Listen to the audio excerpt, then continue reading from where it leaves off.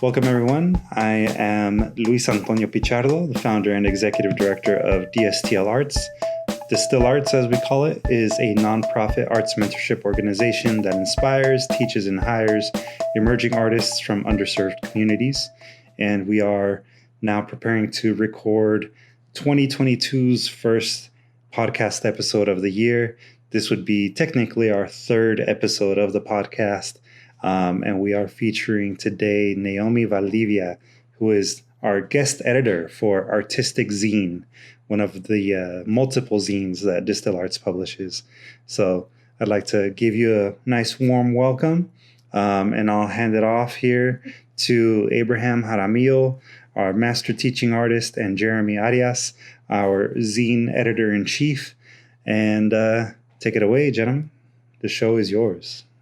Cool. Welcome, Naomi, to the team. It's nice to have you here. Thank you. It's good to be here. Yeah, likewise. So I'm Jeremy. I am a writer. I guess we'll introduce ourselves real quick, and then we'll hear a little bit about you.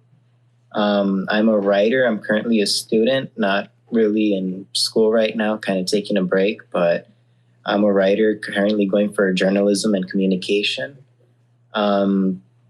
I'm also the editor-in-chief of our Block Zine and currently kind of helping out with Aurtistic as well. So we're kind of going to be working together a bit. Sounds good. Abraham? Hi, my name is Abraham, and I'm a photographer, a little bit of a writer, a gardener, and podcaster, 1,000 things that I do, I guess. And today we have Naomi, who's going to introduce yourself a little bit before we start with the questions. Sure. My name is Naomi Valdivia, and happy to be here. Excited about getting started with Aurtistic Zine. And I've been a graphic designer, illustrator, and artist professionally for almost 20 years now. I think about 18 years, technically. I just recently, within a year, kind of discovered that I'm autistic, that I'm on the spectrum, and my older son and I kind of discovered that together, and it really started putting a lot of pieces together for me.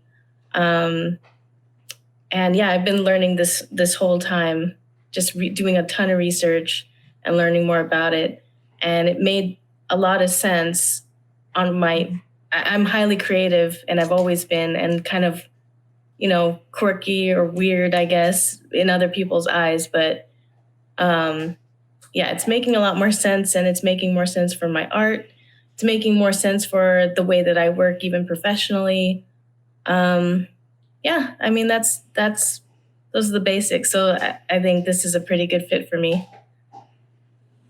Welcome to the team. Thanks. You guys want to jump into questions? Let's do it. Much else. Abraham, you want to go first, or should I start us off? Go for it, Jeremy. All right. So we were given a little bio about you, Naomi, that you wrote for us. And in it, you mentioned that one of your early inspirations for having like mixed matched mediums was your grandfather fixing the house all the time.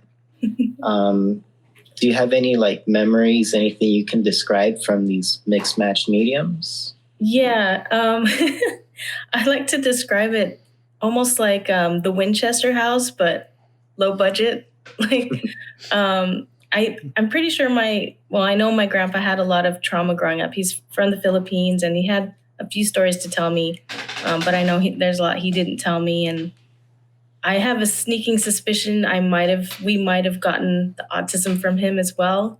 He was constantly working on a house. It was a pretty big house in Carson, California, but it was just nonstop, and it wasn't pretty. Like it wasn't nice. It was very dangerous, but me as a kid, I didn't really have any sense of, oh, this looks weird or this is dangerous to play in or any of that. It was just, to me, it was just like constantly, like it was like living and playing in a big art experiment, So yeah, now when I'm in actual normal houses, it's strange to me. Like I still have never gotten used to it. So my aesthetic is very out of the box and a little out there. And I'm kind of coming to terms with the fact that that's totally fine. And I should just start running with that more. Nice. It was really fun to play hide and seek in that house, and very dangerous too. Sounds fun. Yeah. Definitely, I love that kind of living situations instead of like just in the tablet or phone. Oh yeah. It's way more fun, but different generation, right? Yeah. Before I start sounding too old, I'm gonna give you another question. As a woman, and sorry if I got your pronoun mistaken, so correct me if I'm wrong, okay? Sure. As a woman artist and one who uses woman as a consistent subject in your art, how do you see their depiction in society, and what would you like to see more? I think I'm already starting to see more of what I want to see. There's a lot of artists, especially female artists, who are starting to break away from the traditional way of depicting women, which is really based on the male gaze and how men want to see us. So I see a lot of female artists out there just painting really from their own minds and their own hearts, and representing themselves in the way that they see themselves, regardless of if it's pretty or if it's acceptable. And I just want to see more of that. Just like keep going in that direction and just go nuts. That's what I'd like to see. I like that. Yeah. Nice. I guess moving on, I'm gonna go back to the bio that you provided. You describe your early education experience at a Christian school that you went to. You said that it was a strict school. Was this a negative experience for you? I would say it's a mixed experience. My elementary years were it was kind of a strange school situation. It was part of our church, and it was very strict, and it was set up like a one-room schoolhouse, really. It was really small, and I did well. And I think, looking back now, I think being on the spectrum helped me personally because I just followed rules. But there were a lot of kids that were normal kids, and just it was really there wasn't kids to be kids, really. So my experience was pretty good because I got a very rigorous education, but my interactions with other kids was hard. I spent a lot of my time kind of comforting other kids. It was very strange. And then from there, went to junior high and first year of high school, also very strict Christian education. So, I mean, for me, it was okay. But I'm kind of coming to terms with a lot of things now. I'm unlearning a lot of things that were kind of ingrained in me back then that I no longer align with at all. And I think a lot of people are going through that deconstruction kind of process right now. So I went through a period of time last year where I was kind of angry about a lot of it. But I think now I'm able to reflect on both the positive and the negatives of those things. And it has had a hand in the way I see the world, the way I create my art, the way I kind of pick apart things. So I think it's both. Nice. Yeah, I figured like since your creative style is very like different and out there, being somewhere where like rules are very strict and in line, I figured that might have like clashed a lot. So I figured it'd probably like inspire, influence your artistic style a bit.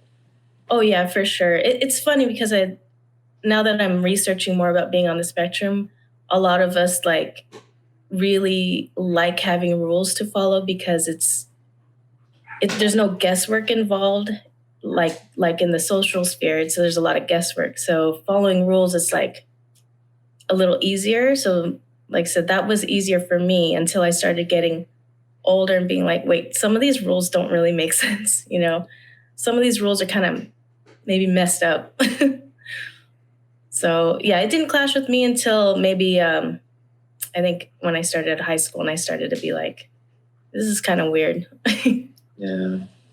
You also mentioned later on that there's kind of like a culture shock when you moved over to the Fairfax Magnet School. Yeah, definitely.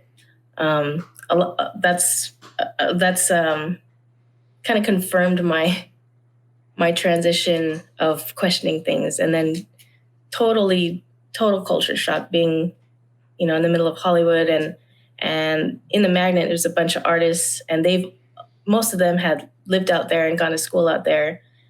And it opened up my mind to everything outside of what I had been taught up until that point. And, Hollywood's Hollywood. So just being in that area is like, whoa, there's a lot of things that I wasn't expecting to see ever, probably. And I loved it. That probably influenced my art at that point more than anything, just being in that environment and being able to go to all the museums and just seeing art in all the stores, around the school, and meeting really interesting, often, strange people. And it was fun. I really loved it. Those were my favorite school years growing up. Nice. Thank you for sharing. Yeah. So since we're talking about like art, do you have a piece that is dear to you? An art piece that is dear to you that you want to talk about? And maybe if you have it around, show it to us, or Luis, with his magnificent video skills, will provide us with a painting or a photo of it later during post-production. Right, Luis? You got it. Awesome. That's a hard one. I'm kind of in a strange transitional period right now as an artist. There are a few that I have an emotional attachment to, but I'm going through a phase right now where I kind of don't like any of them. Like not aesthetically or anything. It's just like it doesn't feel like it's a part of me the way it used to. So I'm sure I'll get over it, but right now it's like when I look at some of my old art, like I don't even want to look at it. Like it's like looking at the past. And I think since I'm going through such a phase right now of kind of redefining that, I'd have to think about that one, but nothing really stands out. There is one painting. There's one painting I did it's a green mermaid, and I just had fun with it. And I kind of put a lot of my just feminine energy into it, I guess. And that one I don't have around. I just gave it to a friend who actually just passed like a week ago.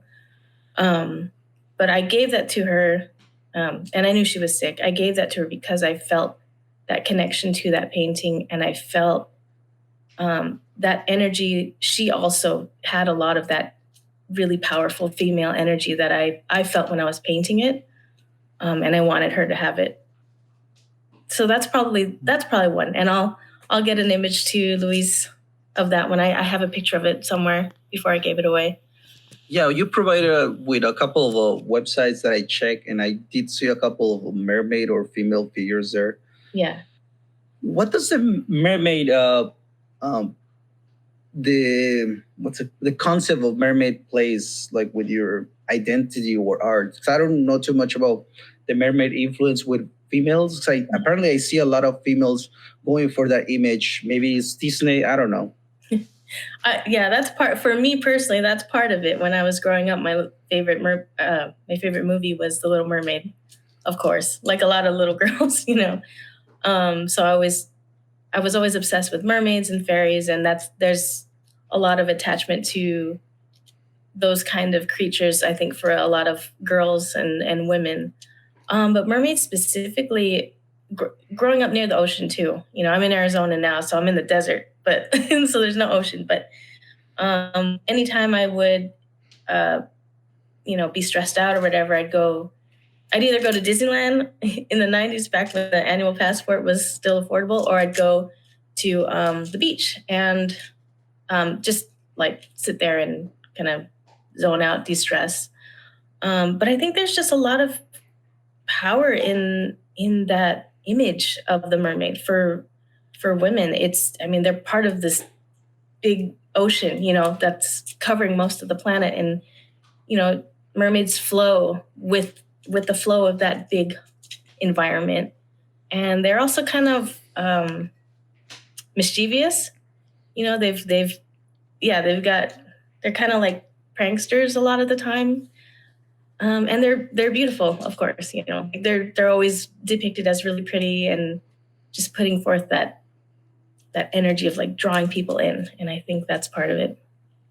It's funny it's funny that you mentioned the mermaid being part of the ocean, because I was one of the questions I was going to ask you as well, like, because I see nature in some of your pieces as well, and so it's funny to find an image that portrays something that's kind of human, but also belongs to nature, or it's part of nature. So that's a really interesting concept that I never like crossed in my mind. Yeah, that's a good way of putting it. I mean, we are part of nature too. So, and when we're not, that's when we start to get like ahead of ourselves as a species, I think, and that happens a lot too. More recently, you've mentioned that you work in the scientific community with patent publishing. What exactly is that you do with this? Because like in my mind, I think of this and I think of like, when I first heard it, I'm like, well, the images in textbooks come from somewhere. And I'm like, is that what this has to do with, or? Well, no, I haven't worked on those, but I do know what you're talking about. And I've worked on similar things. Back when I first started my graphic design career, I worked for a biomedical company, and they did a lot of stuff. They worked on vaccines and like medicine and things like that. And when I first got the job, I wasn't very excited about it. I didn't realize how interesting it was to illustrate stuff like that. I wanted to do, like I said, like mermaids and fairies, and I wanted to illustrate, you know, children's books and the stuff that illustrators often want to come out of school doing. But I ended up learning to really like illustrating cells and the interaction of different cells and stuff that I have no clue. I don't know what I'm illustrating. They just tell me what to illustrate and kind of describe it, but there's no way I can explain any of that science, you know. But like to really illustrate something so important and in its own way really mystical, because I mean we can't see it, and even with their tools they're seeing a version of it, but they're not really seeing it like the way I'm seeing you guys right now, you know. So a lot of it is using different lights to be able to see things, or a lot of it is kind of just guesswork, you know. So that was fun. I ended up really liking that, and now I did stuff in between, and now currently my job is patent illustration, and that's fun because that's actually I get to do patent illustration for all kinds of stuff, and sometimes it's science again, so it kind of harkens back to what I did when I first started. I love that you mentioned that, because I love science, and I remember there was a time, especially back in the day, where there were not as good pictures as well. Yeah. And even when they got into photography, they start still using the books that were illustrated because they have more detail, because the illustrator knew what they were trying to describe. So it's a really different skill. Right. Yeah. The pictures are really cool, but it's like when you want to separate certain things to be able to show and teach what things are, it's a lot easier when they're illustrated and separated, and then, you know, then they have the names pointed at them and everything. You've mentioned it here a couple of times as well, that you've recently found out you were on the spectrum. Does knowing this change much about how you see yourself or change your art in any way? Oh yeah, big change. I haven't had an official diagnosis. I know that's really kind of a difficult process and expensive. And I haven't quite made up my mind whether I'm going to go through with that eventually. So for right now, it was kind of random, actually. Someone I followed on Instagram started realizing she was, and she started talking about characteristics that she had and the way that she would think and experience the world. And I was like, wait, that sounds like me. This is weird, And then I started looking up videos on YouTube, and then started doing reading, and then started taking like the online tests. And every single test I took was like, oh yeah, like totally on the spectrum. And I'm like, okay, well, I think I'm on the spectrum then. And once I accepted it, because I didn't fully accept it at first. At first it was like, wait, but isn't autism this, and doesn't autism look like that? And it doesn't always look the same. It's often undetected, Once I accepted it, it was very liberating, because so many things about me that I thought were just weird, or like something I couldn't fix in my head since I was a kid, or, there's a lot of things like that. I was like, okay, it's not really just me having a problem. It's the fact that my brain works differently than most people. And that's a lot easier to accept. Once you accept it, that's a lot easier to go through your day and not like guilt yourself for having a problem doing something that's more simple for others. Like, I can do a lot of things that are complex and hard for other people, but then something simple like for some reason, learn like directions, like north, south, east, and west. It's a simple concept, and I get it here, but I've never been able to grasp it like in real life, and I don't know why, And I've guilted myself for just little things like that. But now it's like, okay, you're not grasping it. It's just something that you have trouble with, but that's okay, because you're able to grasp a lot of other things that other people can't, It's just the way your brain works. So now there's no guilt involved, and that's been massively liberating for me. And as far as my art, it's like my art just makes more sense now, because I don't feel I have to confine it. When you go to college, when you go to art school, they teach you a lot of things, and they teach you what's marketable, at least for me, I went for graphic design. So they teach you how to do commercial art, and I'm good at it, but my brain really works more in a more free, creative way. And the process really isn't easy to follow. My brain is just constantly everywhere all the time. And now it makes sense. And now that I know that, I can kind of research more and figure out ways to just be more productive in a way that doesn't cause me so much stress. I can kind of hack my brain a little bit more now that I know, okay, it's different. Your brain's different. So you got to approach things differently and still really appreciate that, all that high creativity that I've always had, and know that that's also a part of it. So we'll see what kind of art I make. I haven't made that much personal art since my discovery, and I'm excited to really start doing that. We'll see what happens. Sounds exciting. Yeah. It is definitely a great way that somebody discovers themselves, mm-hmm. because in a way you have that kind of understanding, okay, things didn't happen by accident. This is the way I work, and I can find better ways to approach a problem now that I know I'm good at certain things, mm-hmm. and be more effective, right? And so with that, I kind of wanted to give you a quote from this little well-known artist called Michelangelo, who said, "The most common money-related mistake artists make is a reluctance to invest in their own careers." And so I ask, how did you invest it in your career? Well, definitely college. I mean, that's probably where it started. But as far as my professional career, I mean, that's easy. That's easy for me because it follows a set path. The hard part has been being content with it, because it's not what I really want to create. But at this point, I am content with it. Now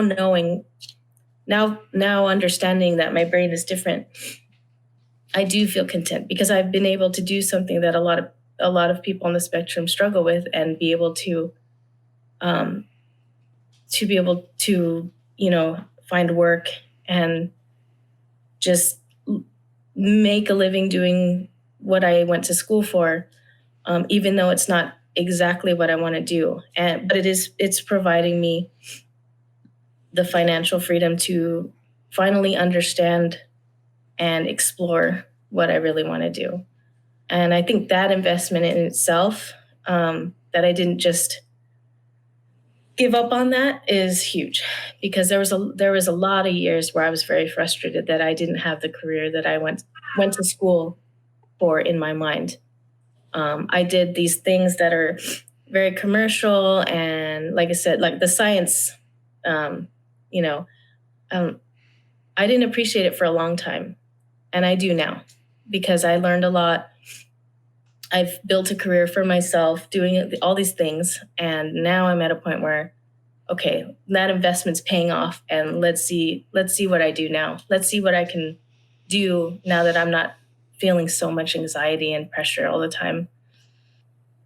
And yes, we have talked about this subject with other artists before, even amongst ourselves, and we always come up with the notion of, like, as artists, it's hard to make it just by making art. Mm-hmm. So sometimes you have to lower things in order for you to have that space or the flexibility to do what you want. Mm-hmm. So that's part of it, part of the game. And like, it's an investment in the long run as well, like being stable and being able to then approach in the way you really want to attack it, right? Yeah. Yeah, definitely. Especially when you've got kids to raise, it's like, got to do what you got to do. Yeah, everybody has a different journey, and they have to find the way that it will work. Mm-hmm. You know? Yeah, it's hard. It's hard, but yeah, I think the fact that I love art so much, I haven't just given it up. I know a lot of people I went to school with that had to change directions completely, and there's nothing wrong with that either. But it's just something that I never could have given up. I don't think.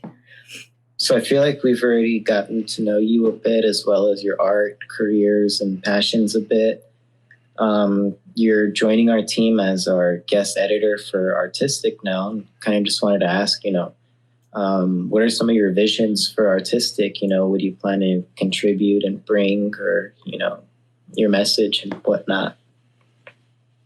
Sure. I'm really excited to work with other artists that are autistic, and at different levels, different mediums, different styles, because there's so many.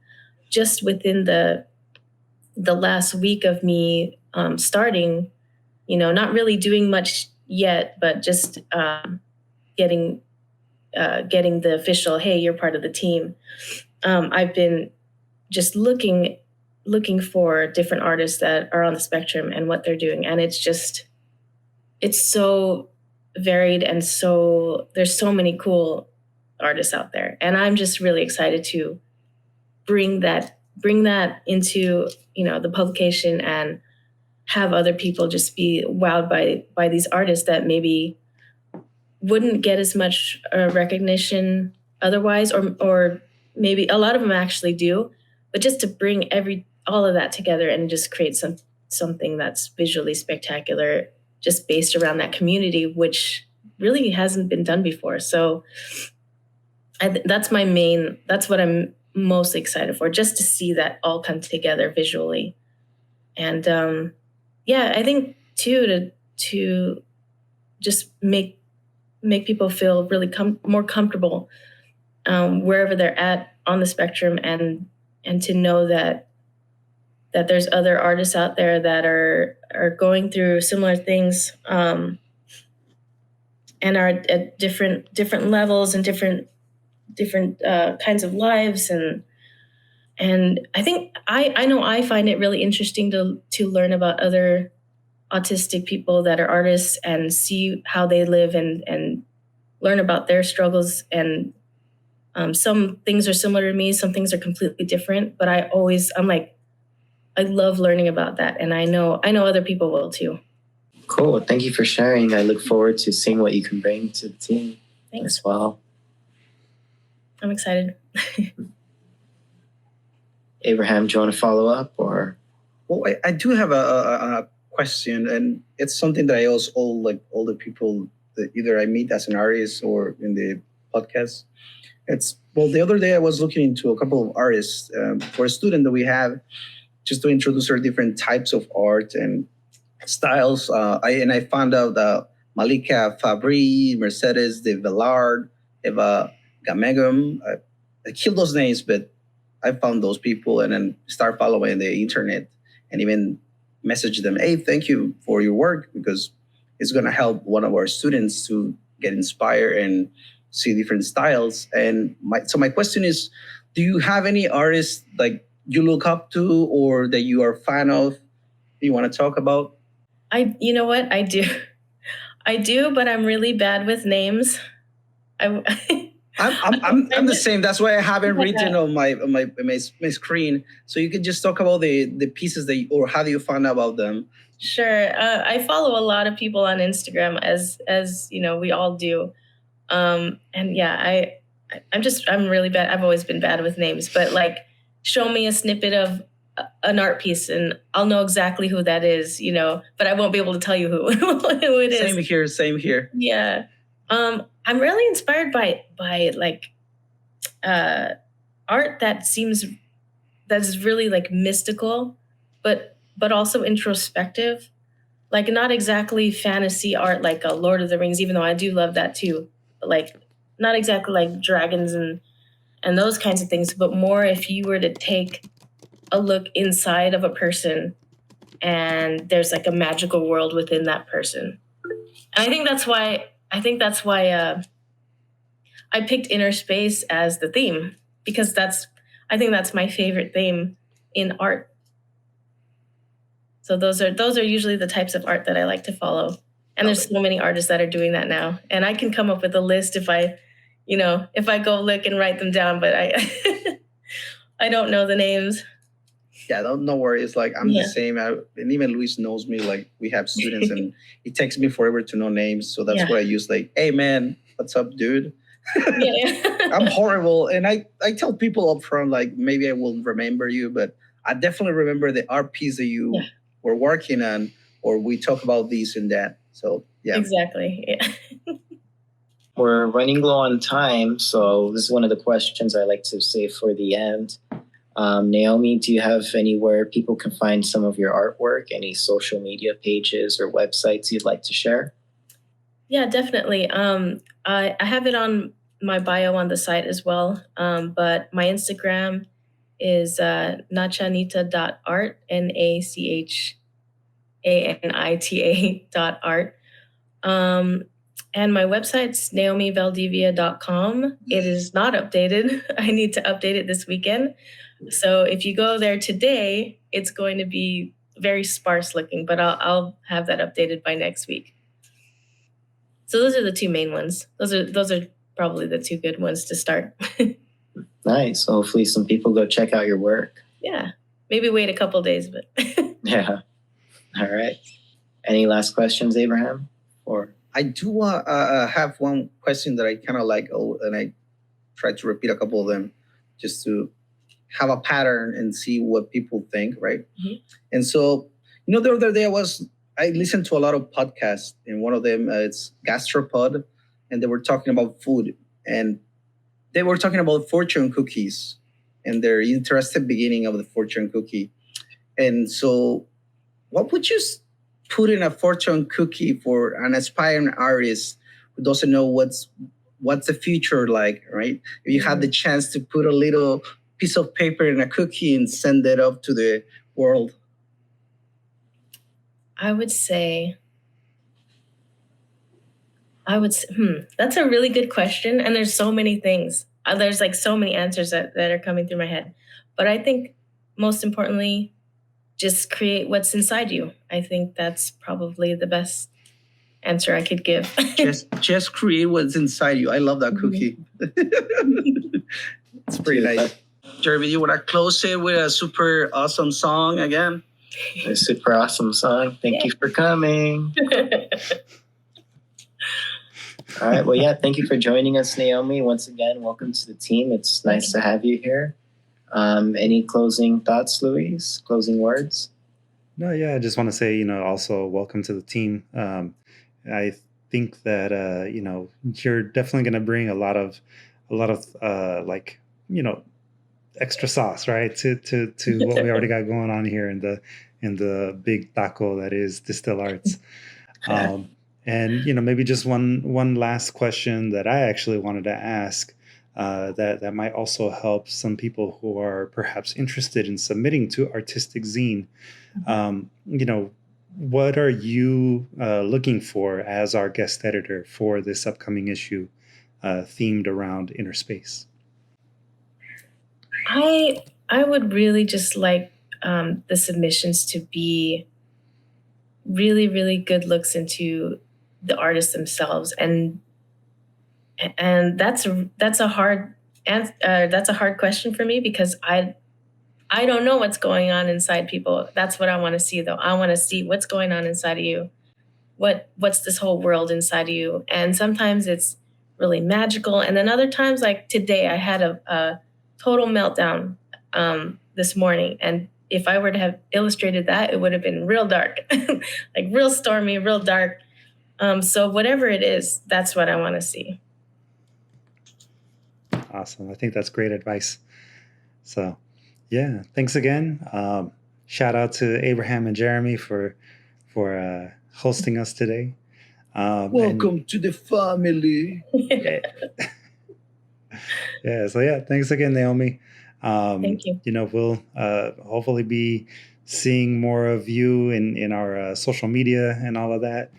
This episode is probably going to go up like in maybe less than a week. So, Okay. you have a few days basically to update your website. Good. But yeah, welcome. We don't really have any fancy like outro kind of tagline or anything like that, but we really appreciate you, and just want to say again, welcome to the Arts Fam. Thank you. Can't wait to get started.